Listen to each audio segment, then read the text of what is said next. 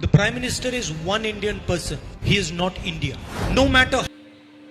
नमस्कार न्यूज़ राजस्थान आप देख रहे हो। मैं हूं आपके साथ मनीष चौधरी। मानहानि के दोषी पाए जाने के बाद राहुल गांधी की लोकसभा की सदस्यता रद्द कर दी गई। वो 8 साल तक चुनाव भी नहीं लड़ पाएंगे।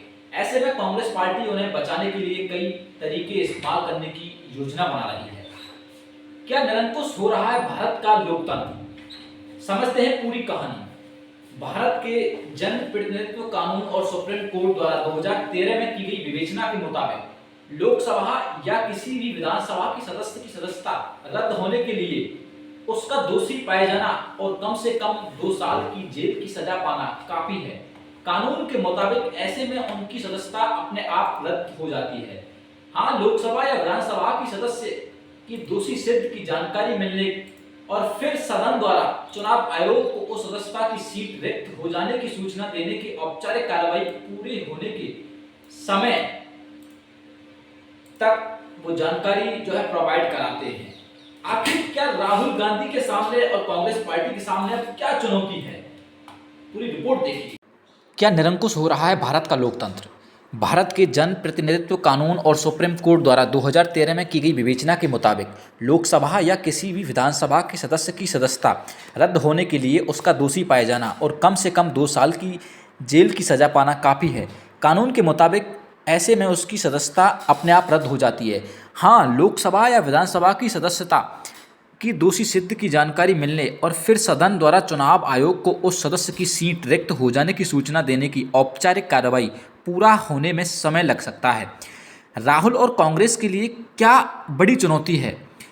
इस बीच अगर किसी ऊपरी अदालत से अपनी दोषी सिद्ध कर रोक हासिल कर लें तो उसकी सदस्यता बच सकती है। दिलचस्प है कि दोषी सिद्ध के बाद तुरंत सदस्यता रद्द होने से बचाने के लिए एक अध्यादेश यूपीए सरकार 2013 में लेकर आई थी, लेकिन उस समय खुद राहुल गांधी ने एक प्रेस वार्ता में उस अध्यादेश की एक प्रति को फाड़ दिया था। उसके बाद वो अध्यादेश वापस ले लिया गया। यानी मौजूदा प्रावधानों के तहत अगर गांधी जल्द ही अपनी दोषी सिद्ध पर रोक हासिल ना कर लें तो न सिर्फ उनकी लोकसभा की सदस्यता जाएगी बल्कि वो 8 साल के लिए चुनावी राजनीति से बाहर हो जाएंगे। ऐसा इसलिए क्योंकि जन प्रतिनिधि कानून के तहत दोषी पाए गए सांसद या विधायक को सजा पूरी करने के बाद 6 सालों तक चुनाव लड़ने की अनुमति नहीं मिलती। यह गांधी और कांग्रेस पार्टी के लिए एक बड़ी चुनौती है। कांग्रेस पार्टी इस चुनौती का सामना करने के लिए कई रणनीतियों पर काम कर रही है। सबसे पहले तो पूरे विपक्ष को इस मुद्दे पर एकजुट करने की कोशिश कर रही है। पार्टी ने शुक्रवार को 24 मार्च को सभी विपक्षी दलों की राष्ट्रपति भवन तक पदयात्रा का आयोजन किया, जिसके बाद सभी नेता इस मामले को राष्ट्रपति द्रौपदी मुर्मू के सामने ले जाने की कोशिश करेंगे।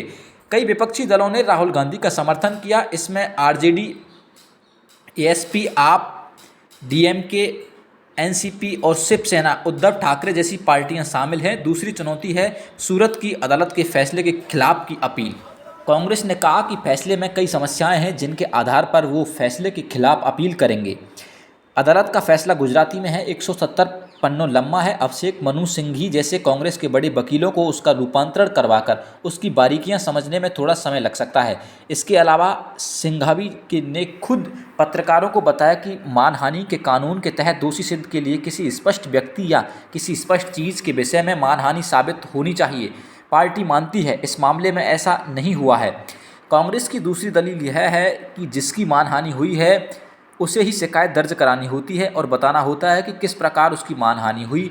इस मामले में शिकायत उनमें से किसी व्यक्ति ने नहीं की है। तीसरा, संबंधित बयान के पीछे दुर्भावना है कि यह भी साबित करना होता है कि जबकि कांग्रेस के मुताबिक राहुल गांधी का बयान सार्वजनिक हितों के विषयों से संबंधित था जिसमें कोई दुर्भावना निहित नहीं थी।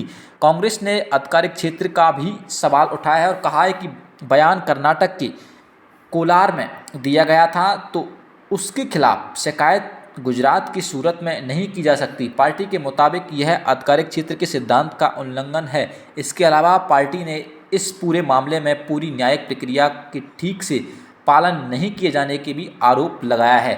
न्यूज़ राजस्थान आपको सच दिखाता है। न्यूज़ राजस्थान से जुड़ने के लिए आप हमारे यूट्यूब, इंस्टा, फेसबुक पर हमसे जुड़ सकते हैं।